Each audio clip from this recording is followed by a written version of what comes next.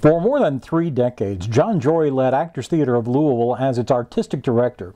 It was his vision that led to the Humana Festival of New American Plays and brought the company international renown.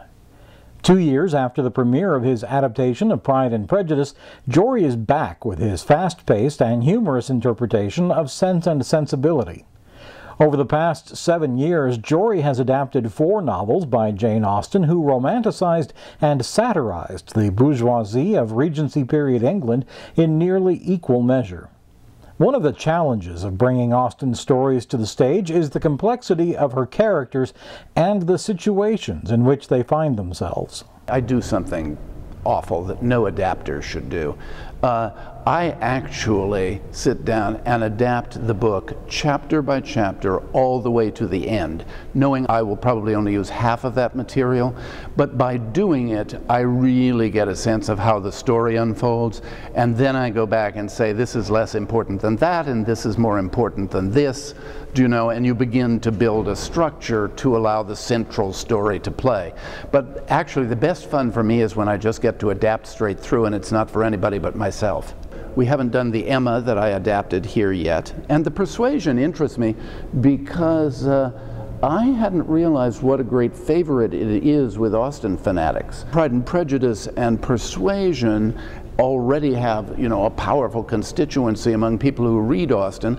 I'm hoping we can build that interest in Sense and Sensibility. Well, you know, Miss Austen is a satirist as well as a romance novelist, do you know? And I believe that she wants us to have the humorous side of the work. And so she gives us a lot of colors, as any really fine novelist would do you know?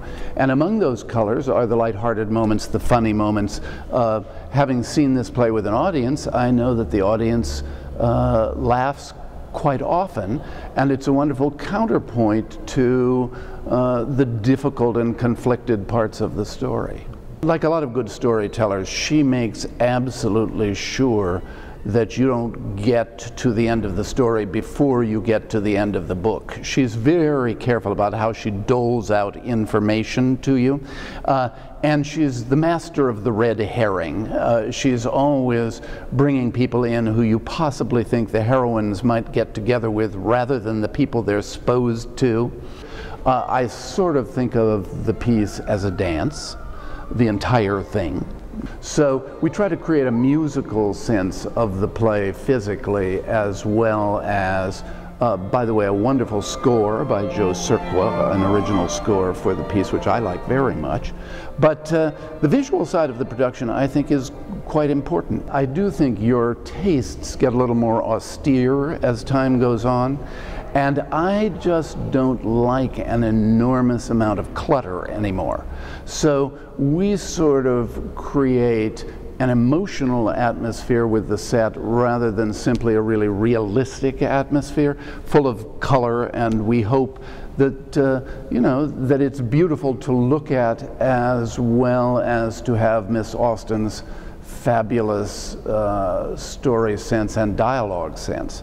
So we were looking for an abstraction that sort of captured what we felt about the story, and it's sort of all based on the moon in an interesting way. There are 52 scenes. So just on the simplest practical level, there is no way we can bring 52 environments onto the stage. It would be more expensive than Spider-Man. So we have to find some way to work beautifully within our means, and I hope we have done so. Sense and Sensibility continues at Actors Theatre of Louisville through the 24th of September.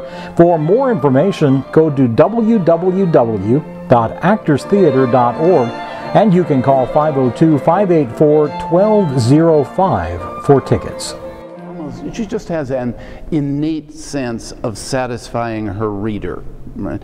And if we are so fortunate as to bring that quality to the stage, then I think audiences are very entertained.